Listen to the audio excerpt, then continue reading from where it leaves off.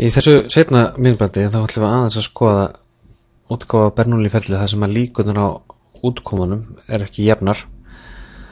Þá ætlum við að skoða hérna dæmi nr. 6 á blaðsíðu 98 þar sem við vorum að velta fyrir okkur krossaprófi sem er með 6 spurningum sem að hafa hvor 5 valmöguleika hver.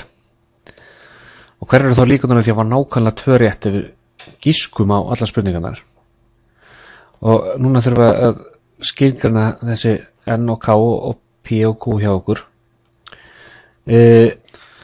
N sem er fjöldi tilrauna er það náttúrulega 6 að því að við erum með 6 spurningar sem við ætlum að reyna við.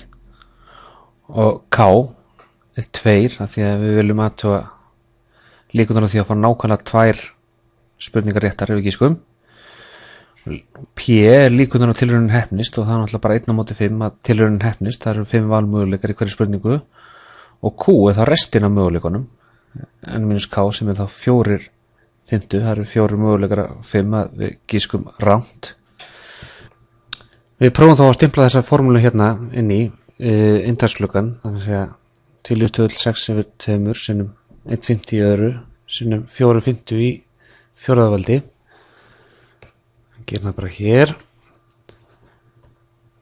Þetta hef ég búin að færa inntaksklukkan efst hjá mér. Tvílið stöðull. Ennið er 6 og hintalan K-ið sem hún kallar R þarna er 2. Og þetta margfaldum við með 1/5 í veldinu K sem er annað veldið. Við getum gert svona hattur og 2. Passaðu okkur á því að hafa 1/5 innan sviga þegar við viljum hafa allt brotið í öðru veldi. Sinnum 4/5. Nú getum líka ítt á allt og veldið. Allavega með Windows tölvur eða PC tölvur. Haldið allt inni og meðan ítið á veldið sem við ætlum að setja í. Nei, við ætlum ekki að hafa það í 7. veldið, við ætlum að hafa það í 6 mínus öðru veldið sem er 4. veldið. Og út kemur 25%. Við getum líka sem allar mögulegar útkomur því að búið til svona runu. Þá erum við með gerum við runa og stæðan er tvílið stöðull 6 og þetta verður þá getum bara að kalla þetta K.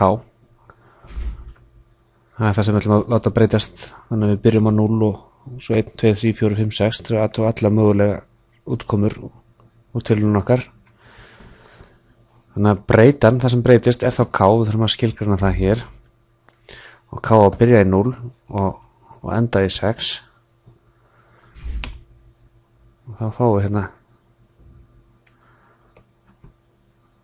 listan af öllum mögulegum útkomum. Það sem við gleymum alltaf í þessari stæðu hérna. Við ætlum ekki bara að reikna út tvíliðustörnuna, heldur alltaf að margfalda þetta með P í veldinu K og P í veldinu K er þá 1/5 í veldinu K sinnum 4/5 í veldinu 6 mínus K þegar nú er ennið okkar 6 og þegar við setjum eitthvað svona eins og 6 mínus K ef það er veldið okkar þá verðum við að hafa það innan sviga. Nú setjum ekki bara í 7. veldi 6 mínus K, þá gerur hún þetta í hvert skipti. Það sjáum við að það eru 26% líkur á því að fá ekkert rétt. Ef við gískum á allt, það eru 39% líkur á því að fá eina rétt, 25% líkur á því að fá 2 réttar, 8% líkur á því að fá 3 réttar, 2% líkur á því að fá 4 og svo eru valla til einar líkur á því að fá 5 og 6. Þetta er 0,00 eitthvað.